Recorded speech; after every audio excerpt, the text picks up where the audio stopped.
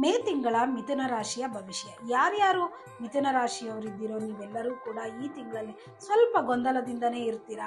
ಯಾವುದೇ ಕೆಲಸ ಮಾಡೋದಕ್ಕೋದ್ರೂ ಅತಿ ಆತುರದಿಂದ ಮಾಡಿ ಆ ಕೆಲಸವನ್ನು ವಿಳಂಬ ಮಾಡ್ಕೋತಿದ್ದೀರಾ.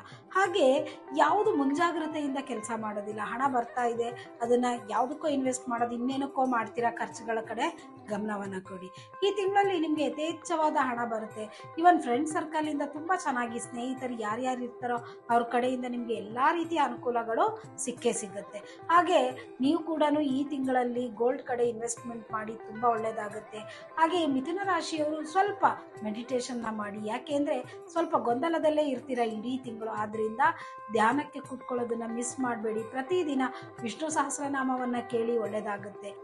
ಹಾಗೆ ಈ ತಿಂಗಳಲ್ಲಿ ಯಾವ ಬಡ ಮಕ್ಕಳಿರ್ತಾರೋ ಒಬ್ಬರಿಗೆ ಒಂದು ಎಜುಕೇಷನ್ಗೆ ಆಗುವಂಥದ್ದು ಪುಸ್ತಕಗಳಿರ್ಬೋದು, ಇಲ್ಲ ಈ ಬಟ್ಟೆಗಳಿರ್ಬೋದು, ಎಜುಕೇಷನ್ಗೆ ಸಂಬಂಧಪಟ್ಟಿದ್ದನ್ನು ದಾನ ಮಾಡಿ. ಮಿಥುನ ರಾಶಿಯವರು ತುಂಬ ಒಳ್ಳೆಯದಾಗುತ್ತೆ. ಹಾಗೆ ವಿಷ್ಣುವಿನ ಆರಾಧನೆಯನ್ನು ಮಿಸ್ ಮಾಡಬೇಡಿ. ಪ್ರತಿದಿನ ವಿಷ್ಣು ಸಹಸ್ರನಾಮವನ್ನು ಕೇಳಿ. ಹಾಗೆ ಗುರುವಾರದ ದಿನ ನೀವು ತುಳಸಿ ದಳವನ್ನು ಭಗವಂತನಿಗೆ ಕೊಡೋದ್ರಿಂದ ತುಂಬ ಒಳ್ಳೆಯದಾಗುತ್ತೆ.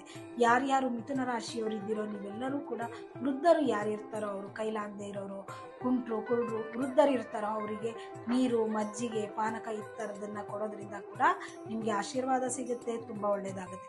ಒಟ್ಟಾರೆಯಾಗಿ ಮಿಥುನ ರಾಶಿಯವ್ರಿಗೆ ಈ ತಿಂಗಳು ಬಂಪರ್ ಅಂತಲೇ ಹೇಳ್ಬೋದು. ಧನ್ಯವಾದಗಳು.